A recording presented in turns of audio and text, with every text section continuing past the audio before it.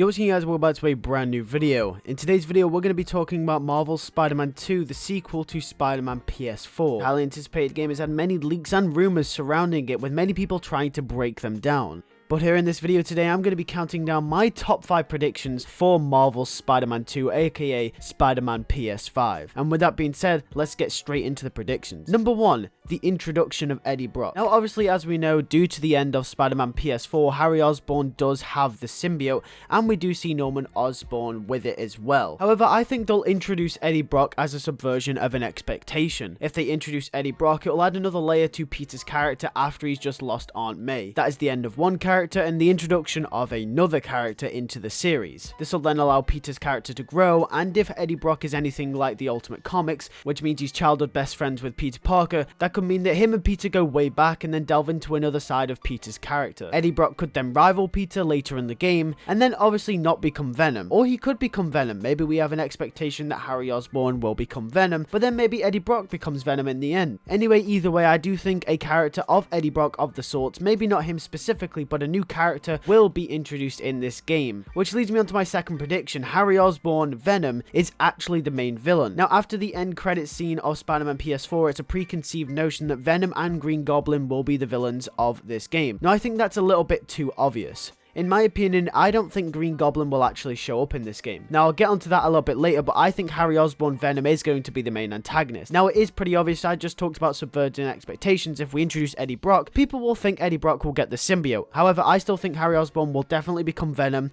It would make the most perfect sense. He wasn't in the first game, and then he comes into the second game, obviously still being a friend of Peter Parker, who was from high school. These two will have a very good relationship, and it'll be cool to see the three dynamic trio interact with each other. That being Peter, MJ, and Harry. Harry Osborn becoming Venom will also be very reminiscent of the first game where Dr. Octavius becomes Doc Ock. It parallels because it'll be someone that Peter respects will actually fall to the dark and become a villain. This means that Harry Osborn will become the villain of the second game, and it'll make the most sense as Peter and Harry have that friendship just as Doc Ock and Peter did in the first game. It'll be very consistent and also keep the formula that worked from the first game. Villains that have personal ties to Peter Parker are normally the villains that do very well anyway, so I wouldn't be surprised if this happened. Now, speaking of the Green Goblin and people thinking that he may be the main villain of this game, I don't really think so. I think, onto my third prediction, Green Goblin will be teased, but won't be used. In the first game, we had teasers of the Green Goblin through Norman Osborn, but no direct link. There was that infamous tease at the end when he had the green on him, signifying that he was going to become the Green Goblin. Now, I don't think Green Goblin will be the main villain in this game. In fact, I think he'll be the main villain of the third game, creating a Spider-Man 3-parter trilogy, starting with Doc Ock, then going to Venom, and then ending with the Green Goblin. I think having Venom and the Green Goblin in the same game and making it the Osborn game essentially would be a pretty cool concept, but considering Harry Osborn is a very big part of Peter's life and Venom is a very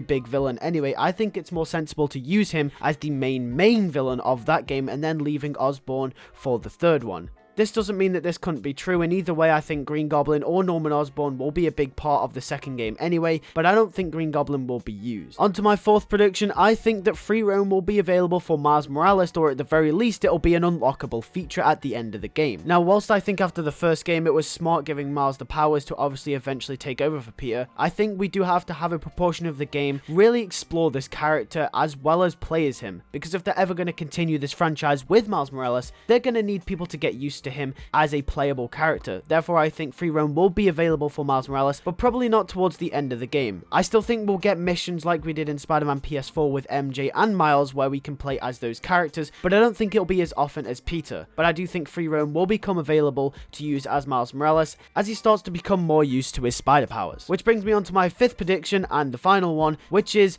a big proportion of the game will take place from Miles' perspective. Now, whilst the game won't shy away from Peter Parker's perspective, as I think that Harry Osborn villain connection will be very prominent, I do think Miles will have to build up as a character in this one to then eventually take over from Peter in the third one. Now, I do think because this game franchise is so popular that eventually Miles Morales will probably carry in a game of his own at least once, so I do think that a big proportion has to develop this character, and then we'll see a lot of it from his perspective. This is less of a gameplay aspect, more of a story story plot aspect in terms of introducing his character in the last one and coming into this one. As just a plot and a writing storytelling perspective goes, it makes sense for Miles to have a big portion of the game on him as well as the fact that these games got a lot more time than movies to explore their characters. I wouldn't be surprised if a main section of the story was focused from Miles' perspective, just to adhere to this case. But with that being said, those are my main 5 predictions. When more leaks and rumors come out, I'll be making videos on them. These leaks were slightly based off leaks and rumors that have already come out. For example, obviously the PS4 stuff from Spider-Man PS4 and the first one, and some leaks about plot and story. Now, with that being said, what do you think will happen in the game? Comment down below your thoughts and opinions. I'd like to see what you guys think. And with that being said, thank you guys for watching this video.